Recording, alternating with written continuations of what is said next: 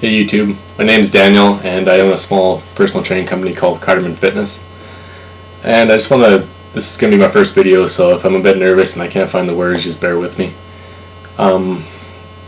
Basically I just want to give an introduction to who I am and, I don't know, my goals, and maybe even give you some advice on burning some fat in your cardio workout.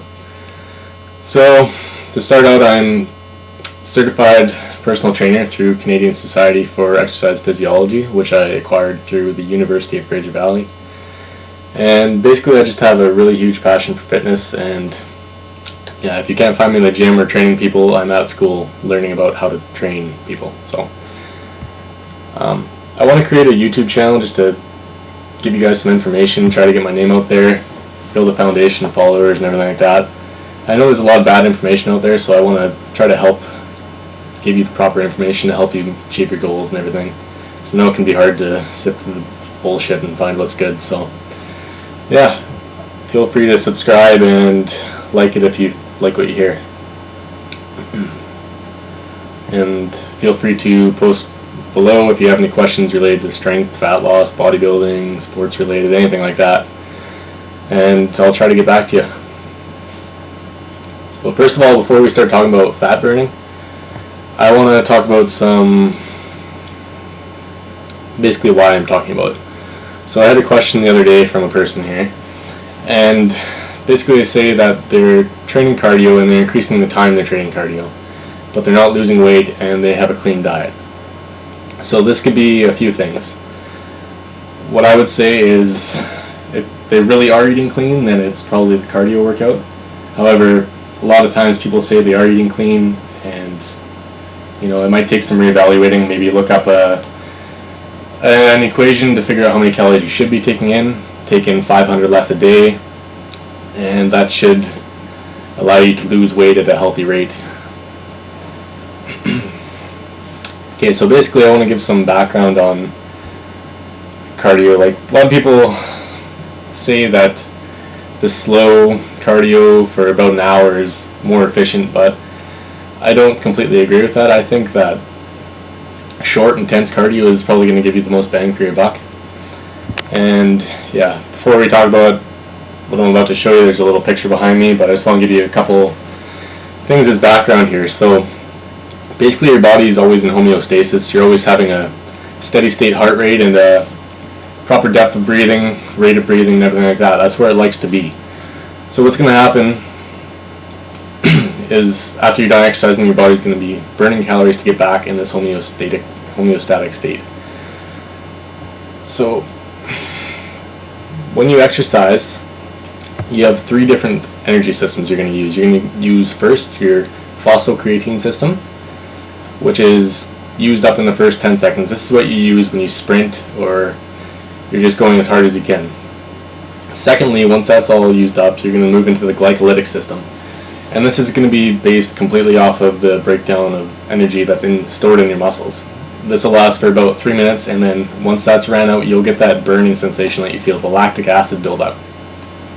And finally, after that's all ran out, you'll move into the aerobic system, and that's what a lot of people use to burn their fat. But what I want to talk about is using the first two energy systems to burn your fat. And here's why. So, basically behind me we have this graph. This green line depicts your oxygen consumption. And as you can see, I'm sorry it's bad lighting, but basically there's this black box here. And as we use our first two energy systems, we're not using oxygen that we need. So we're going to get this oxygen deficit, and we're going to have to get this back somewhere. So after we're done this steady line here, this is when you're running at a steady pace for a long time. Once you're done exercising, your post-exercise, this red area is us getting back this oxygen deficit. This is us trying to get our heart rate back down, our breathing rate under control, and everything back to normal. This is where you're going to burn a lot of calories after your workout. A lot of people don't think about this, but a lot of the calories come from here. This is because your body does a lot of work to get back to normal. And this can happen for up to 30 minutes afterwards. So, that being said, the most efficient way to burn fat would be to increase this section. So if we keep our cardio sessions to 15 minutes a day of really intense, we can spike our oxygen consumption and cut out this steady state here.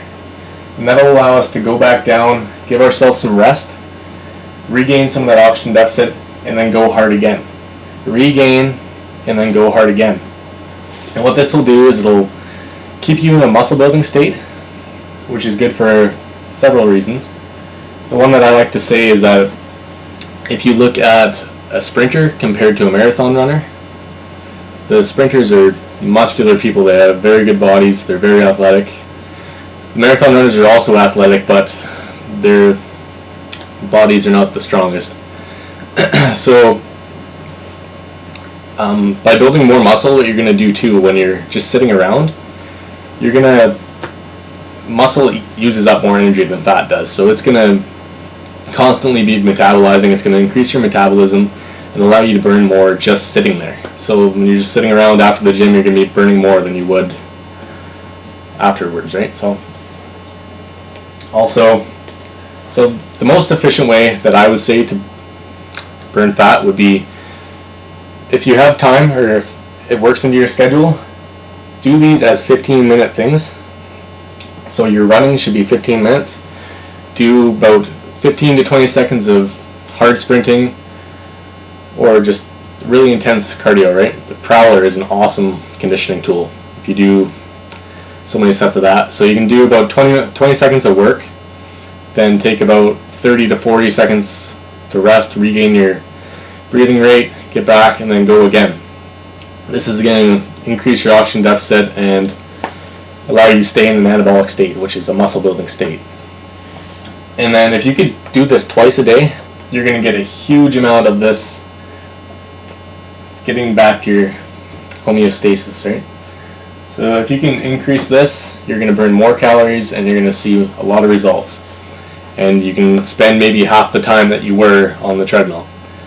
And the good thing about now is a lot of treadmills have the interval setting. That is excellent. Do the interval setting. Do the interval setting on the elliptical or on the stepper. All good machines if you don't like working outside. So yeah, lots of options, and basically that's my opinion and the science behind it. So yeah, if you got any questions and you like what you heard, subscribe below and shoot me an email if you have any questions. Thanks a lot.